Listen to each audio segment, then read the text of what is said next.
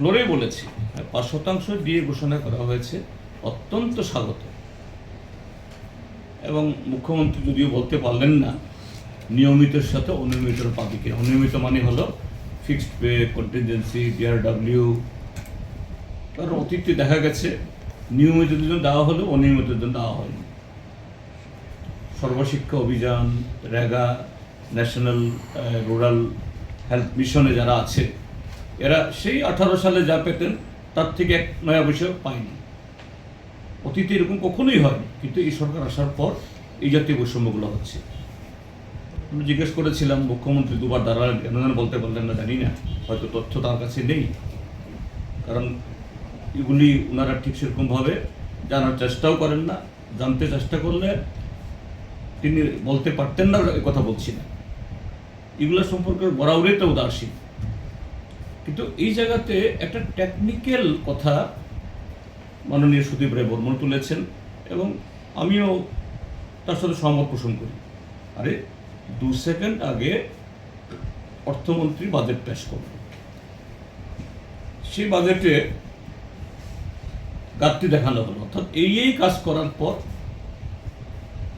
যে টাকা এখন ধরা আছে, যে আয় হবে বলে অনুমান করেছে, কেন্দ্রীয় খাত থেকে এত টাকা পাবে, রেভিনিউ থেকে খাত পাবে, এত টাকা উঠবে, আর এই টাকা পেয়ে আমি এত খরচ করব, এটা আনুমানিক। এটা সব সরকারি ক্ষেত্রেই হয়, তাদের ক্ষেত্রেও হবে, এটা আলাদা কথা বলছি না। তো এটা তো ঘাটতি বাজেট। অর্থাৎ এই কাজ করতে গিয়ে তুমি যে খরচ ধরেছ, এই খরচ করার জন্য তোমার আয়ের ক্ষেত্রে ধরা হয়নি। এখন ধুম করে তার 2 সেকেন্ডের মধ্যে মুখ্যমন্ত্রী বলে ফেললেন যে আমি 5% দিয়ে ঘোষণা করলাম, এতে আরো 500 কোটি টাকার বেশি লাগবে। তা তোমার ঘাটতি বাজেটে যুক্ত হলো।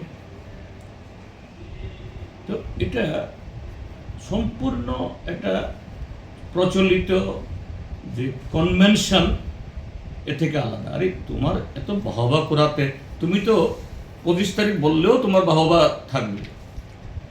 শেষ দিন যেদিন এই বাজেট পেশ হয়ে যাবে, তারপর তুমি বলো না হ্যাঁ এই খরচটা এর সাথে যুক্ত হবে। তাহলে এখন যে আমরা আলোচনা করব, আগামী 19 তারিখ থেকে আলোচনা শুরু করব, কি আলোচনা করব? কারণ আমাদের সামনে তুমি ঘাটতি ধরেছ 200 কত কোটি টাকা ঘাটতি ধরেছ, কিন্তু ঘাটতি তো 200 না, মুখ্যমন্ত্রী ঘোষণা সহ এই ঘাটতি আরো 500।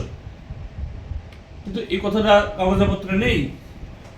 আর অর্থমন্ত্রী যখন এই বাজেট যখন তার এই পাশ হবে, স্পিকার যেদিন বাজেট পাস করাবেন সেদিন এই 500 কোটি টাকা যুক্ত হবে না। অথচ আজকে রেকর্ড হয়ে গেল আরো 500 কোটি টাকা খরচ হবে, কিন্তু স্পিকার যেদিন বলবেন এত এত এত এত এত এত এত এত এত, সেদিন কিন্তু এই 500 আসবে না।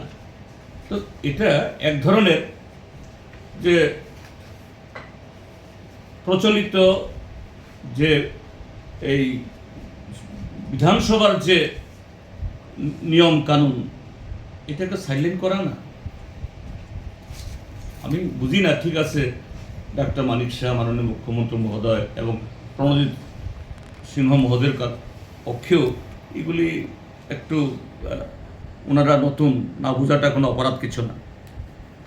কিন্তু এদিক দিয়ে এটাকে মানে স্বীকার না করে ওই পরিষদীয় মন্ত্রী বলছেন আমরা বিরোধীরা কেন বিরোধিতা। আরে আমি তো বিরোধিতা করছি না, তো আমি তো দাঁড়িয়েই বলছি প্রথমত যে হ্যাঁ আমি স্বাগত জানাচ্ছি, আই ওয়েলকাম। কিন্তু এটাও বলুন যে কত শতাংশ বকেয়া, এখন ডিউ কত? আমার জানা মতো 22% পাওনা, তুমি দিচ্ছ 5%, আরো 17% পাওনা। এই 5% লাগু হওয়ার পরও আরো 17% পাবে। এবং মাননীয় মুখ্যমন্ত্রী কিন্তু কবে থেকে লাগু হবে এটাও বলেছেন। হ্যাঁ, ভালো, থ্যাংক ইউ। কিন্তু হলেও আরো 17% বকেয়া থাকবে, এটাও বলা উচিত। তিনি যদি ভাবা করাবেন এটাও বলুন আপনি।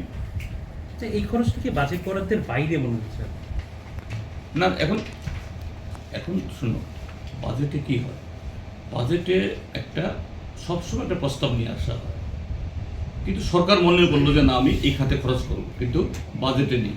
এটা ওই যে অ্যাপ্রোপ্রিয়েশন যে হয়, যেমন আজকে বাজেট পেশ হওয়ার আগে একটা যে হয় অ্যাপ্রোপ্রিয়েশন, অতিরিক্ত ব্যয় বরাদ্দ, ওই তখন অতিরিক্ত ব্যয় বরাদ্দে অ্যাডজাস্ট করে নেবে।